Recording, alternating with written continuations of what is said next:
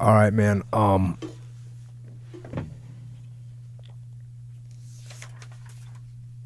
going to go to your journal here because obviously on one of these patrols, you got hit.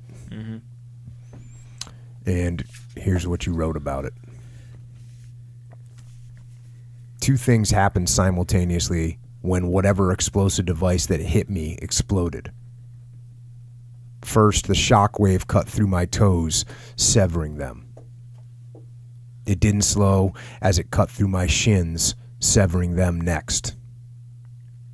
It sent dirt, grit, and shrapnel upward into my legs, buttocks, and any other part of my body that was exposed. Next, it launched me a few feet into the air and deposited me onto the ground, unconscious. Blood was pouring out of the newly opened arteries and into the dirt. Muscle and bone dangled from the remnants of my legs. Vicious bacteria latched on and invaded through the new openings. The dust rose and settled, and I woke up. The first 10 seconds after waking up, all I could hear were my own screams. All I could see was a blurry tunnel looking up to the sky. The weird thing about the screams was that my brain wasn't telling my body to produce them. It was almost as if my mind was no longer present and my body was just reacting, or more like panicking. They were the kind of screams that are emitted from a person regardless of the consideration of the personal pride that the person has. No matter how much their pride makes them resist crying out, they don't have a choice in the matter. They inhale 2 lungfuls of air, open their mouth as wide as it will go, and expel that air with full force, producing a scream that pierces the air and changes pitch with no control. As seconds clicked away, my mind started to come back online, and my body calmed down. I stopped screaming, and my other senses returned. I smelled dust and the unique chemical smell of a recent explosion. I tasted it on my tongue and in my throat. After that, my feeling came back. It wasn't so much pain as one would imagine it, but more like my lower legs had fallen asleep for so long that it hurt. Except magnified by 50 times. I knew that they were gone, but how much? I had decided before I left on this deployment that I could live with below-the-knee amputations, but anything higher than that, no thanks. I'd rather bleed out. I could hear Keith Johnson telling me that they were coming for me, and soon he and Shane Otwell were over me applying tourniquets to the bleeding stumps that used to be legs. I mustered up the courage to look at my hands. Intact. I moved them downward to check on something vastly more important. The numbness I felt down there left me unsure of its status. "Just kill me," I croaked out. They ignored me, of course, and kept telling me how everything was going to be okay. They were holding my hands as the corpsman knelt over me and delivered the sweet, sweet morphine that made it all better. "Kill me, man," I said again. "I don't want to live like this. I think my dick is gone." "Your dick is still there, man. Do you want me to touch it?" Johnson asked. I chuckled with relief as I replied, "No." I asked whether the legs were gone above or below the knee. I was reassured to hear that both were a few inches below. By this time, I was high from the morphine and was saying everything that crossed my mind. As the corpsman continued to work and we waited for the 10-line Casevac to be called in, I thought about all the things I wouldn't be doing anymore. I thought about playing racquetball. I thought about working out in the gym. I thought about being in a wheelchair for the next 50 years. I never thought about how I was bleeding profusely from 2 major arteries and could die. I never once thought I would die, which may seem unusual for a person in my position. naturally optimistic, I suppose. Although it is hard to claim that I was being optimistic considering I wanted to cash out permanently. In my defense, I had no idea what life was like as an amputee, and if I had back then, I wouldn't have made that request. Either way, I'm glad I stuck around. Around this time, I decided to sit up and take a look at the damage. I took a deep breath and gulped. I slowly started sitting up, but when I got to the point where going further would reveal my shredded legs, I had a change of heart. I didn't see the blood-soaked dirt. I didn't see the disjointed lower parts of my calves and shins along with my feet, or the jagged edge of my remaining limbs, the skin roughly burned and shorn, the bones sticking out, and the ripped muscle dangling along the ground. I didn't want that image to be inside of my head because I knew it would be one that I would never be able to forget. I deeply regret the fact that there are those that I consider friends that were forced to have that image in their mind and will have to live with it for their entire lives. Secondly, I was afraid of seeing the wound would make it hurt even more, much like a scraped knee as a child. I laid back down and let the morphine keep doing its job. I started getting sleepy. I just wanted to close my eyes. I thought maybe if I closed my eyes, I would pass away easily. Slap! Otwell's hand slapped my cheek as he yelled at me to stay awake. Just let me sleep, just let me sleep, I mumbled, closing my eyes again. Another slap. That was the last time I did that. Finally, the stretcher that was going to carry me out arrived. 4 strong men lifted me onto it, grabbed each one of the handles, and started carrying me to an assault breacher vehicle. They were carrying me away from the war I volunteered to participate in and the Marines that I was supposed to be leading and protecting. They would have to go on without me, all because I had failed in my job, failed to find the IED that I knew was somewhere around us. That failure was a hard pill to swallow then, and it remains so to this day. I didn't feel good about leaving them behind, but I knew they would understand. I knew they would be okay without me.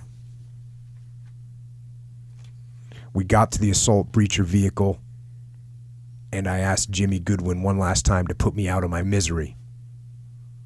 After his refusal, that was the last time I ever contemplated accepting that avenue.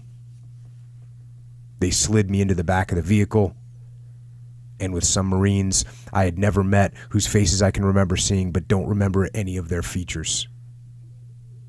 The corpsman said he was going to give me something to put me to sleep, and I finally got to close my eyes as everything went black.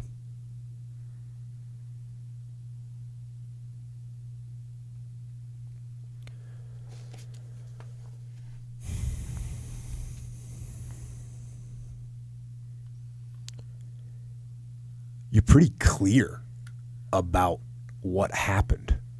I remember it pretty lucidly, surprisingly. Yeah. I don't know.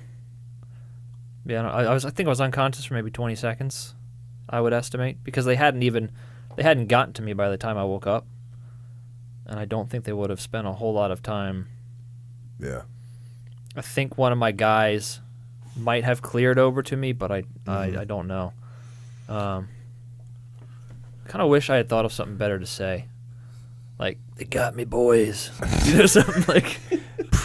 Lesson learned. Preload a really cool cinematic moment. Yeah. And script. Yeah. To go with. Just in case. At the critical point. Oh man, no! But I wish I would have thought of something better than "My dick's still there."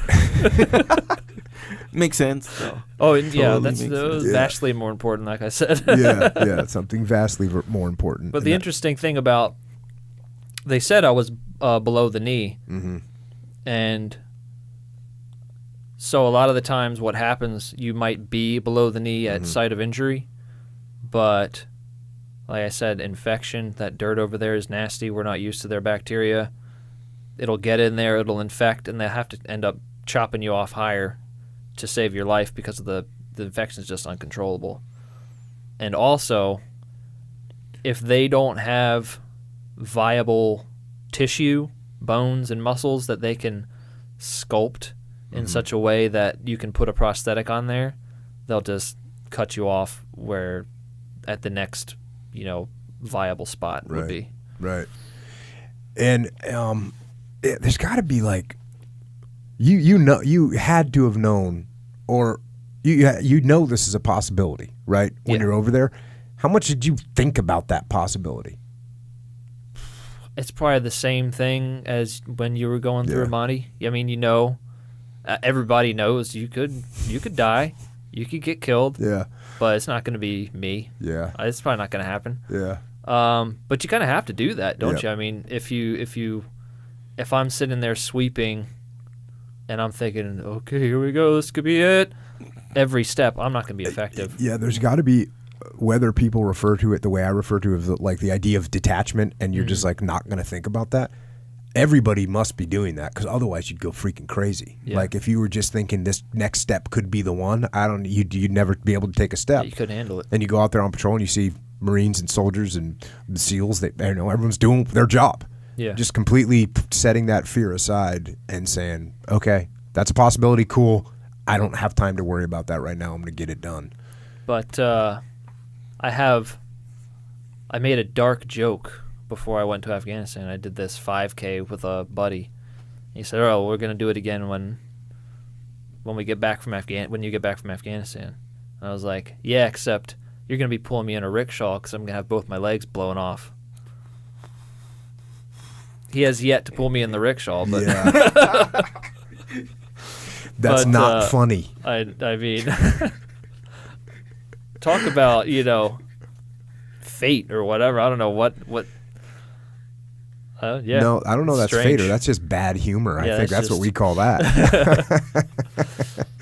But you know what? That is a way you deal with these things, right? Oh yeah. I mean, like, hey. We were kind of talking about in the car over here, just like sick humor that you end up with in the military, because you have to take that thought, which is in your head, like it's got to be in your head. So what are you going to do with it? Are you going to let it like burden you down and make you inoperable and make you not be able to do your job? Or are you going to, you know what? We're going to make a joke about it. Yeah. And that's how we're going to get through this. So more than anything else, it's actually great. I shouldn't have said bad humor. I should have said great humor, because that's the kind of humor that we'd hear that all the time. Yeah. All the time from guys. From my SEALs were ridiculous. My guys are just, the sickest sense of humor you could imagine. But yeah, the same thing with the soldiers. And there's no barrier. Like, there's no barrier for that sick sense of humor when you're in the military. It's just like there. And you're allowed pretty much to say it across services. You can make a joke to a Marine or an Army soldier about something, and they're not going to be offended by it. Everyone's got that same twisted sense of humor that really, if you think about it, we're all probably using to cope with the fact that these bad things might happen. Yeah, I think I try and wonder why they say laughter is the best medicine, and why it's so true, and I think it acts to normalize your situation. So, you know how if you're about to try and deadlift like 1,000 pounds probably for you, something like that. Sure. 8,000. If you're trying to deadlift 8,000 pounds and you're sitting there going, there's no way I'm going to deadlift this 8,000 pounds. You're going to go up to it and it's going to stick to the ground, and it's that self-predetermination. Right. And so if you're sitting there, let's say after I got hurt, and I'm sitting there going, this is the worst thing to ever happen. This sucks. I hate this. It's so serious. It's such a big deal. Then, yeah, it becomes the worst thing to ever happen. And I just kind of get into that groove. But if you can make a joke about it, it kind of makes fun of it, so it's not as serious. And so when something's not as serious or not as big a deal, or you make fun of something, it kind of becomes normal to you and a little bit easier to accept. Like if I saw my drill instructor crack a smile at any point, if you even like did this anything like that, then they automatically lose their persona. Yeah. So if and you can tell sometimes they were getting ready to crack a smile and they'd be like, and they just walk off. Yeah, they'd have to just walk away. So I think that's probably why you have to maintain your humor in order to survive. You really do. Yeah, no doubt about that. That's awesome.